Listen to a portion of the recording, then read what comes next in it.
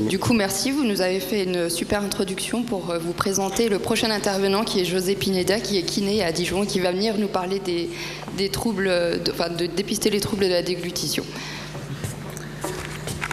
Bonjour à tous. J'étais caché pour préparer la présentation. On a eu quelques petits soucis techniques, mais c'est déjà réparé. Voilà. Intéressant la dernière question pour prendre le relais sur la présentation sur le dépistage des troubles de la déglutition en réanimation.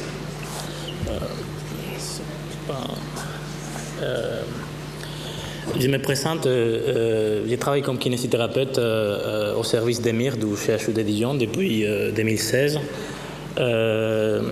J'ai été formé, j'ai eu une formation de déglutition et je me suis formé à l'intérêt de l'échographie comme exploration complémentaire de dépistage des troubles de la déglutition dans la population de réanimation, que c'est la population avec laquelle je travaille. Et à partir de cet intérêt pour cette exploration complémentaire, on a développé un projet de recherche pour voir l'intérêt de cette exploration comme outil pour complémenter les bilans cliniques de déglutition, de dépistage de déglutition chez les patients qui sont des troubles de déglutition en réanimation. Sur la littérature, il y a des populations cibles par rapport aux troubles de la déglutition. Sûrement, où il y a plus de littérature, c'est par rapport aux patients AVC, ou des fois chez les patients qui sont des maladies neuromusculaires ou des maladies neurodégénératives, sclérose en plaques, SLA, syndrome parkinsonien. Concrètement, je vais me concentrer sur les patients qui sont des troubles de déglutition acquises pendant les séjours en réanimation, des patients qui avaient pas de troubles de la déglutition avant d'arriver au service de réanimation et qui sont développés ces troubles à cause du séjour. Je n'ai pas de conflit d'intérêt sur cette présentation. Ça, c'est un peu le résumé de la présentation. À l'origine de ces troubles, il y a plusieurs facteurs. Il y a déjà la présence des dispositifs médicaux comme la sonde d'intubation et aussi la sonde nasogastrique qui vont provoquer un traumatisme dans les carrefours aérodigestifs des patients qui sont mis en coma artificiel. Après, il y a toute une altération de la sensibilité de toute cette zone. Il y a aussi une altération de la vigilance par rapport aux périodes prolongées de sédation. Et en même temps, il y a la faiblesse musculaire acquise en réanimation qui s'installe au fur et à mesure que les patients ils passent plus de jours dans les services. Ici, vous pouvez voir un résumé de tous les éléments qui participent à la déglutition, depuis les cortex cérébral, les centres neuronaux de la déglutition, les muscles qui participent dans la déglutition, les parcs crâniens et les nerfs qui participent à la déglutition. Toutes ces structures ils vont être touchées pour l'effet de la mise du patient sur les comas artificiels et surtout sur une durée d'intubation prolongée. Pour faire un petit rappel de la physiologie, sur les schémas, vous voyez sur les numéros 1 et 2 la phase orale de la déglutition. Il y a une phase de préparation qui s'est faite avec la mastication. La langue qui remoue les bolus alimentaires avec la salive pour faire la première phase de décomposition des aliments. Après, il y a le début de la phase pharyngée qui commence avec la propulsion du bolus par les mouvements des bagues de la langue qui propulsent les bolus en arrière. Il y a la fermeture du voile des palais qui va protéger les fosses nasales pour que les bolus ne partent pas dans les fosses nasales. Et après les relais, une fois que la langue il propulse les bolus en arrière, il y a les relais des muscles constricteurs du pharynx qui vont continuer la propulsion vers l'ésophage. En même temps, sur les numéros 4 et 5, il y a la protection des voies aériennes qui s'est faite à travers l'activation des muscles, surtout hyoïdiens, qui vont faire un déplacement de l'os hyoïde qui va traîner les larynx pour faire un déplacement supérieur et en avant pour protéger en même temps les voies aériennes supérieures avec l'abattement de la glotte et la fermeture avec les cordes vocales. Et une fois que les bolus arrivent à cette phase, il y a l'ouverture des sphincters supérieurs de l'œsophage qui va se relaxer pour laisser passer les bolus. J'ai fait ce petit rappel parce qu'en fonction de notre évaluation, sur les différentes phases, on va essayer d'évaluer différents paramètres. Ici, vous voyez les principaux risques, les principaux facteurs de risque des patients qui développent des troubles de la déglutition en réanimation. L'âge, c'est un facteur de risque. Les patients âgés, il va avoir une perte d'élasticité au niveau de l'esphincter supérieur de l'œsophage. Il va avoir une durée prolongée de la déglutition qui va prendre plus de temps. Du coup, les patients âgés qui vont arriver en réanimation, qui vont être mis sur le coma artificiel, ils seront beaucoup plus susceptibles d'avoir des troubles de la déglutition. Et le principal facteur, c'est la durée d'intubation. Plus la durée d'intubation est longue, plus de risques de développer des troubles de la déglutition.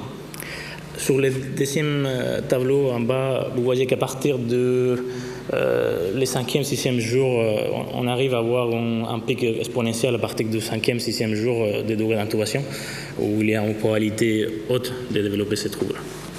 On a aussi la présence d'une trachéotomie et aussi les scores de gravité à l'arrivée en réanimation. Le dépistage. L'année dernière, il y a un comité d'experts qui ont fait une revue de littérature par rapport aux méthodes de dépistage qu'on peut utiliser pour les patients des soins intensifs. Ils l'ont classé en fonction de l'évidence scientifique et les niveaux de recommandation. Vous voyez, les plus recommandés, c'est le protocole Yale-Swallow.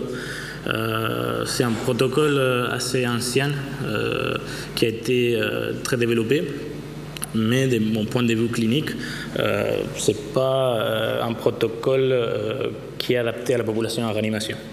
Il y a un screening initial pour voir si les patients il est apte à faire un test de déglutition dynamique avec une texture, une compote ou un yaourt.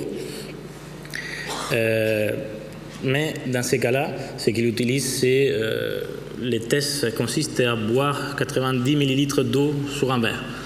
Du coup, je considère, malgré la recommandation scientifique, que le test n'est pas forcément adapté à la population en réanimation. Par contre, vous avez deux tests qui sont sortis ça fait pas longtemps. Les Goose IQ, que c'est une nouvelle variante de le screening Goose qui s'est fait pour la population AVC, qui a été adapté à la population en réanimation, qui est vraiment très bien. Et le deuxième test, le Modified Volume Viscosity Swallow, que c'est un test aussi qui est, je trouve, qui est plutôt bien adapté pour cette population. Vous pouvez le voir ici. Ça, c'est le Goose IQ qui a été développé, ça fait 2 ans. Il y a un screening, une phase préliminaire, où il y a certains paramètres qu'on va toujours évaluer sur les patients extubés en réanimation. L'état de vigilance, les stridors, la qualité de la toux, la salivation et l'effort de déglutition et les changements des voix après cette déglutition. En fonction de que les patients valident ces critères, on peut passer à la deuxième phase où on peut commencer pour tester la déglutition avec un semi-solide type compote eau gélifiée et après d'autres textures différentes, eau et texture un peu plus solide.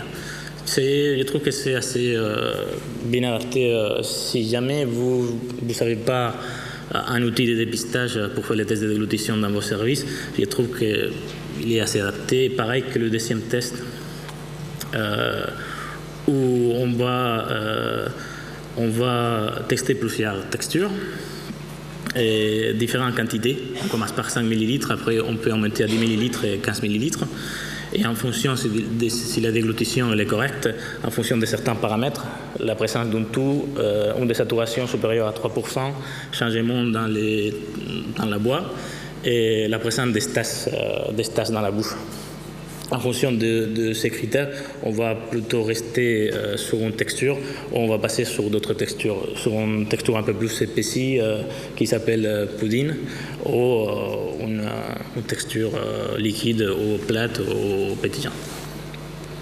Un autre test qui est plutôt valable pour la population en réanimation. Je vais parler un peu de notre recherche dans les services d'EMIR. L'idée, c'est utiliser l'échographie comme une exploration qui va faire une complémentarité à notre évaluation clinique. Je ne vais pas rentrer trop dans les détails de cette exploration, mais pour vous dire qu'avec une sonde convexe, un échographe classique que vous pouvez avoir dans les services, on peut, au niveau cervical du plancher buccal, mesurer certains paramètres pour évaluer un peu la qualité de la déglutition des patients. Alors, avec une sonde convexe, on pourra mesurer l'excursion laryngée quand les patients font un effort de déglutition. Et en même temps, on va mesurer l'épaisseur ou la surface de certains muscles qui participent à cette ascension laryngée. Il y a l'échographie comme méthode d'évaluation des troubles de la déglutition a été déjà développée sur plusieurs études. Cette étude il est assez intéressant, ça date déjà de 2012, mais il fait une comparaison avec les mesures que je viens de vous expliquer entre des patients qui avaient une déglutition normale et des patients qui avaient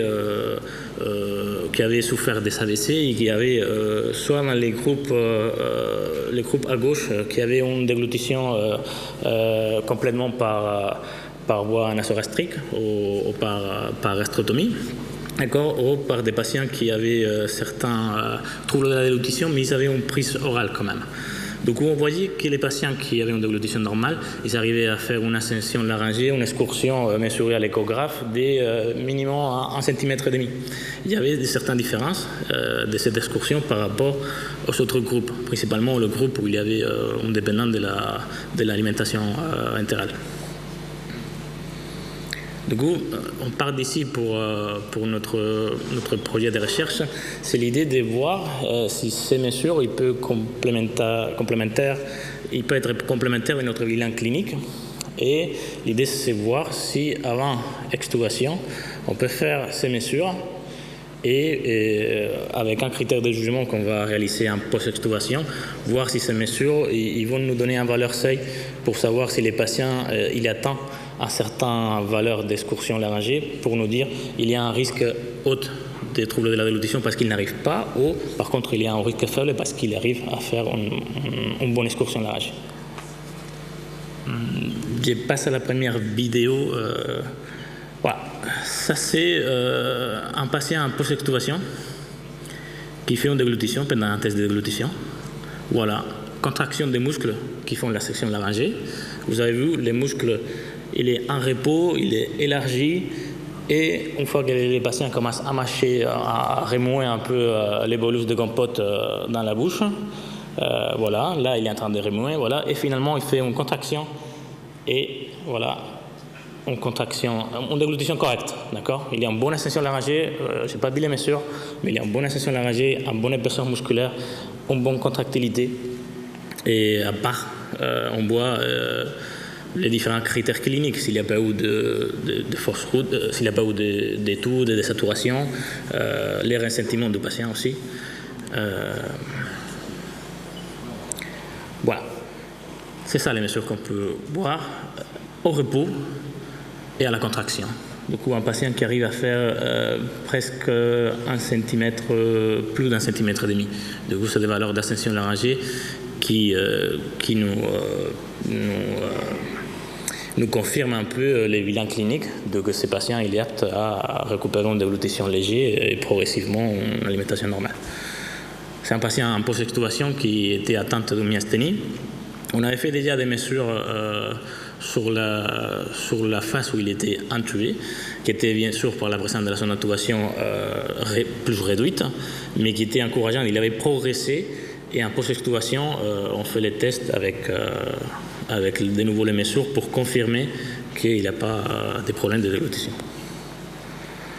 Je vais parler de certains patients assez récents qu'on a eu dans les services parce que je pense que ça sera plus intéressant pour tout le monde. Un patient qui est entré, ça fait pas longtemps dans les services avec un détresse respiratoire aiguë sur un contexte d'un Guillain-Barré, un patient qui était vraiment tétraparétique, d'accord, et il a été intubé sur insuffisance respiratoire avec des troubles de la déglutition. D'accord. On fait notre premier bilan à 3 jours, une fois que les sédations ils ont été stoppées et les patients ils commencent à avoir un état de réveil satisfaisant. Ça, c'est un peu mon bilan que j'ai fait moi personnellement. C'est moi dans ma tête, hein. C'est pas. Voilà. Comme on a vu d'abord les facteurs de risque, il y a une durée d'intubation de 3 jours. C'est pas une durée d'intubation hyper longue, mais déjà c'est considéré sur la littérature sur une intubation prolongée, supérieure à 48 heures. C'est un patient qui a 68 ans. On va considérer un patient âgé à partir de 65 ans. Mais c'est un patient qui a un bon trophisme musculaire. Il y a une bonne, on va dire, dans son historial médical, c'est un patient assez actif, d'accord, du coup, et participatif. Son état d'éveil, il est correct. Il a une mobilité buccolinguale un peu réduite, mais pressante, d'accord. Il n'a pas de gros déficits. Il est un peu réduite. Et la force de tout que je mesure principalement en demandant des efforts de tout aux patients et les mesurant avec la courbe de vie du respirateur, il arrive à faire des efforts de tout qui arrivent à moins 60, moins 70 litres par minute, que c'est des valeurs selon la littérature assez optimales. Par contre, j'ai mis une petite étoile parce que c'était un patient qui était assez dépendant du cofaciste. Il nécessitait pas mal de séances, 2-3 séances de cofaciste par jour pour bien désencombrer. Il était très sécrétant. Et les efforts de tout mesurés sur le respirateur, il faut voir aussi la soutenance de ces efforts de tout. Il y avait des efforts de tout, mais à fur et à mesure on demandait des efforts de tout, les patients ils perdaient en intensité. D'accord ? Il y avait un côté de fatigabilité assez importante. Il y a peu de salivation. Il y a un MRC assez déficitaire, il y a 16 sur 60 et un test de fluide positif. Par contre, quand je demande aux patients de faire un effort de déglutition, j'ai vraiment des doutes. Il y a une certaine mobilité de la bouche, un peu une tension du plancher buccal, mais je n'arrive pas à savoir si les patients arrivent à faire de la contraction pour l'ascension laryngée ou pas. Je voudrais vous montrer la vidéo de l'échographie, mais on a eu un bug et je ne l'ai pas. Mais on va dire que j'ai mis mon échographe. Il y avait à peine 0,10, 0,20. Il n'y avait presque pas de mouvement d'ascension laryngée. D'accord ? Après le week-end, on retrouve les patients et on refait notre bilan. D'accord ? La durée d'intubation, forcément, elle a été augmentée. On part déjà d'une durée d'intubation de 7 jours. Mais tous les critères ils se sont bien améliorés. La mobilité buccolinguale s'est bien améliorée. La force de tout, elle est beaucoup plus forte. Il y a des efforts de tout plus soutenus par les patients. Les séances de cofaciste donnent très peu de sécrétion. Il y a toujours peu de salivation. L'MRC, il a vachement bien récupéré, il y a 35 sur 60. Il a toujours un côté de fatigabilité, mais c'est un patient neuromusculaire, c'est assez compréhensible. Il a toujours les tests de fluide qui est positif, et il arrive à faire des épreuves de sévrage correctes. Du coup, on va refaire notre échographie pour voir s'il y a eu de l'amélioration sur ces paramètres d'ascension laryngée.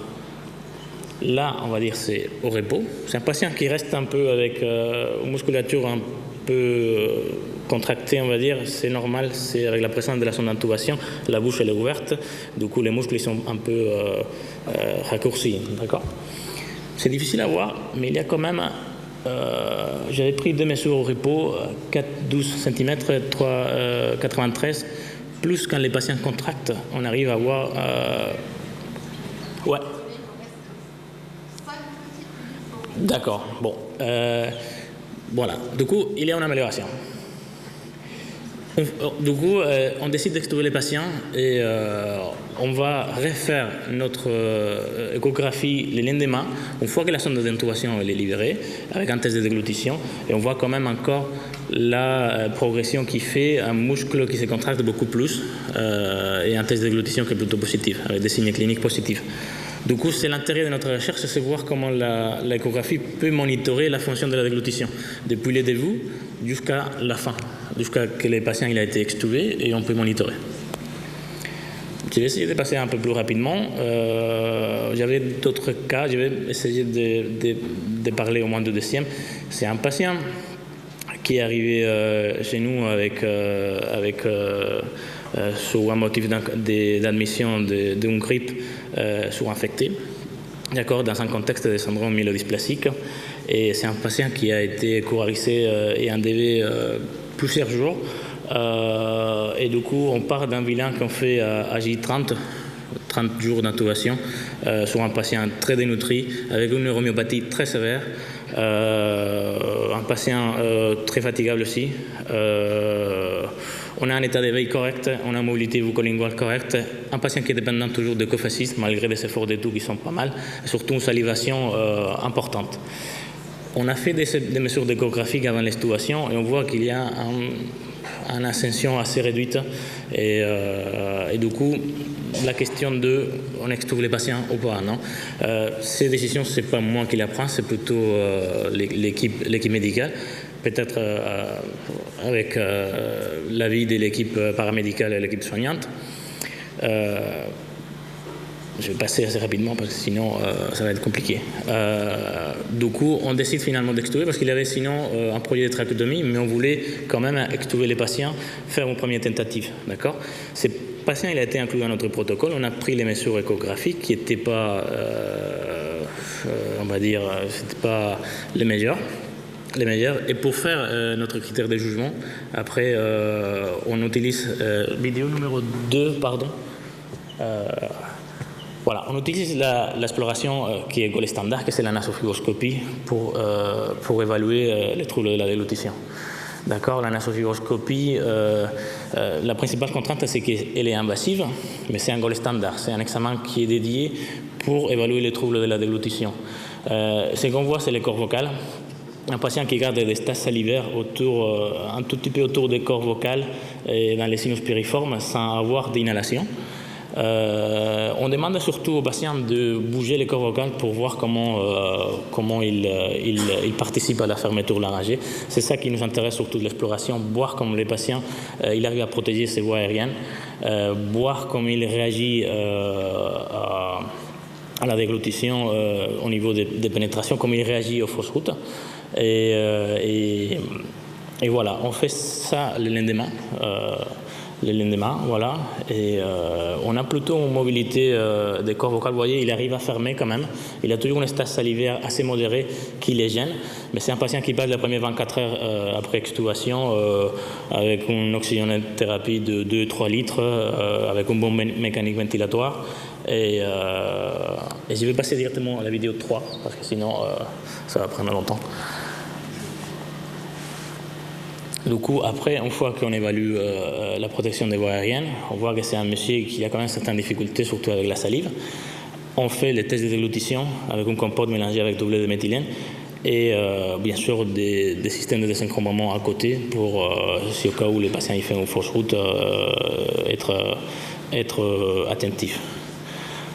Il y a une bonne propulsion et il y a une partie des volus qui part vraiment sur l'œsophage. Et après, on a des résidus de stage qui se mélangent avec la salive et les patients ils font une fausse route. Vous voyez, ça pénètre sur les cordes vocales. Après, les patients ils réagissent bien.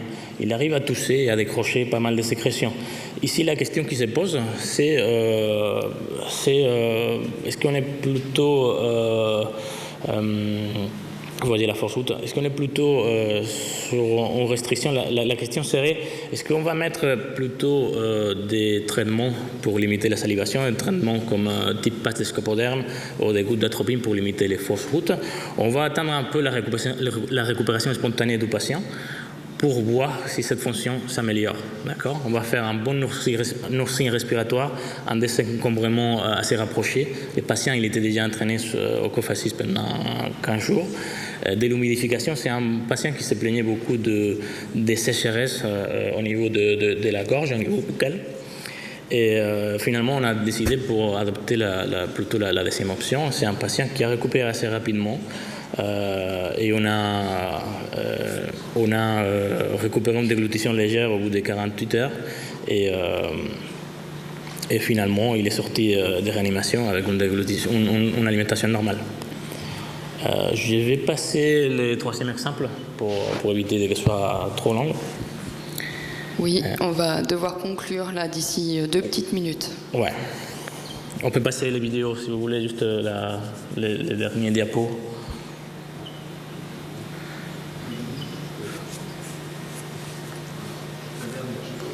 Ouais, la dernière où il n'y a plus de vidéos là. Encore. Non, juste la diapo. C'est un autre exemple de notre patient. Encore. D'accord. La nasofibroscopie, ça sera un examen aussi complémentaire que nous, on a mis en place à cause du protocole de recherche, parce que c'était notre critère de jugement. Du coup, on s'est formé à faire cette évaluation qui c'est pas pour tous les patients, d'accord. Ça sera pour des patients, honnêtement, qui sont en intubation prolongée en réanimation, comme les patients qu'on vient de voir. Sur des patients qui ne s'évoluent pas, pour des patients qui sont en sévrage ventilatoire assez prolongé. La difficulté, c'est qu'elle n'est pas agréable, non, de passer un petit toujours par le nez, mais ça nous permet de mesurer la troisième phase de la déglutition. C'est protection des voies aériennes, la mobilité des corps vocaux qui généralement elle est altérée pour l'intubation prolongée. Et ce n'est pas un geste qui n'est pas plus délétère ou plus traumatique que la pose d'une sonde nasogastrique qui se fait par les infirmières couramment dans les services, ou sur une aspiration pour désencombrer les patients qui se font régulièrement dans les services et qui sont beaucoup plus traumatiques que ces gestes qui, avec les repères visuels, ça va être plus confortable pour les patients. On a différentes échelles en fonction du niveau de pénétration, en fonction de la quantité de stages après la déglutition, qui peut nous orienter à classer un peu les patients en fonction des sévérités des troubles de la déglutition. Et pour finir, sur le même papier que j'ai montré tout au début, ça c'est le plus important pour mettre en place dans les services de réanimation, c'est protocoliser le dépistage des troubles de la déglutition. Voir si le patient il est apte au niveau neurologique, au niveau respiratoire à faire un test de déglutition. Faire un test de déglutition avec l'outil que vous considérez, mais toujours de façon systématique, vérifier les mêmes paramètres. En cas de que les tests soient positifs, continuer sur une progression alimentaire prudente, progressive. Et en cas de doute, vous pouvez utiliser les explorations code standard, surtout la nasofibroscopie, d'accord, avec quelqu'un qui est connaisseur de cette exploration dans les services. Ça peut être un paramédical, ça peut être un médecin, et voilà. Et en fonction de tous ces éléments, décider les techniques, les stratégies à mettre en place. Ça peut être des stratégies compensatoires qui sont très importantes, juste de mobiliser les patients, de faire des soins de bouche, d'adapter la texture, de mettre des traitements pharmacologiques, ça peut être de l'escopodème, des aérosols, et de mettre des stratégies plutôt interventionnelles. Là, on est un peu plus limité. Il y a toujours des exercices pour travailler la déglutition, la mobilité buccolinguale, pour travailler les muscles respiratoires, et aussi l'intérêt aussi qu'il y a sur les dernières études, c'est l'intérêt de l'électrostimulation, soit avec des pattes qu'on peut peut-être mettre sur le plancher buccal pour stimuler les muscles qui participent à l'ascension laryngée, à la protection des voies aériennes. Soit il y a l'électrostimulation pharyngée qui se produit avec des sondes nasogastriques qui passent, qui ont une double fonction, une fonction d'alimenter les patients et avec des petites électrodes ronds qui permettent d'envoyer des stimules, surtout les tubes digestifs pour stimuler la déglutition. Il y a plus ou moins les mêmes algorithmes sur les patients trachéotomisés avec la notion surtout de travailler avec de la phase de phonation. Que ça sera une étape à inclure sur ce type de patient, mais sinon le reste c'est plus ou moins similaire. Et voilà, c'est tout. Merci. Parfait. Merci à vous. Merci. C'est très clair. Alors, vu le temps, on va prendre une question dans la salle s'il y en a une. Oui. Oui, bonjour. Je suis Jean-Pierre Leclerc. Je suis Je vois pas avec les lumières. D'accord, pas de questions. Bon, en tout cas, merci pour ce topo. Merci à vous. Merci. Et Merci à tous d'être venus. J'espère que cette première journée vous a plu. Voilà, on finit en beauté. Pour ceux qui viennent au gala, c'est à la salle Marcel Samba. Salle Marcel Samba, c'est à 800 mètres tout droit là-bas. Vous pouvez passer par le centre-ville pour y aller, c'est très sympa. Ceux qui restent ici, il y a des super restos sur Châlons et la ville à découvrir. Et puis on se dit rendez-vous demain matin à 8h30. Bonne soirée à tous.